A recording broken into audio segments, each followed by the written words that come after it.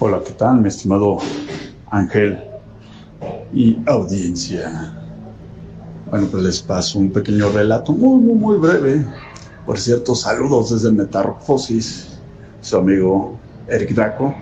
Y bueno, pues este relato es sobre algo que me tocó vivir de muy niño en la casa de mis abuelos paternos aquí en Querétaro, una población, bueno, una zona semi-rural.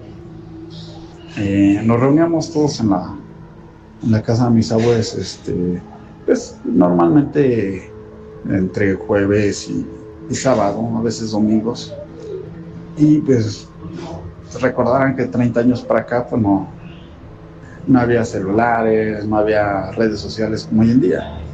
Y aprovechábamos los primos más chicos para reunirnos y platicar alrededor de una fogata sobre cosas, ¿no? Un tanto paranormales, un tanto de terror o de miedo o de sustos, decíamos nosotros. A lo que un tío de los que eran mayores pues nos decía que tuviésemos a veces cuidado porque habían visto que por ahí se perdían algunas cosas, movían los objetos y todo le atribuían a la cuestión de los duendes. Entonces, cerca de la casa de mis abuelos, un tío había tenido un detalle de muy chico, con que en un árbol veía que bajaban unos monitos, él decía unos monitos y subían y hacían varias cosas. Eso es lo que él me llegó a contar. Y un día con otros primos jugando, yo veía como que algo se movía y tenemos una fogata. Y se me ocurrió pues aventar una pequeña brasa así al tanteo.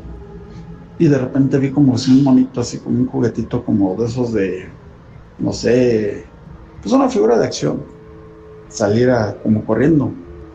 Entonces uno de mis tíos como que escuchó, pues no sé qué habrá oído, no, yo realmente no recuerdo haber escuchado nada, pero como que nada más vi el monito corriendo, como caricatura, ¿no? Como cuando se queman y que salen disparados.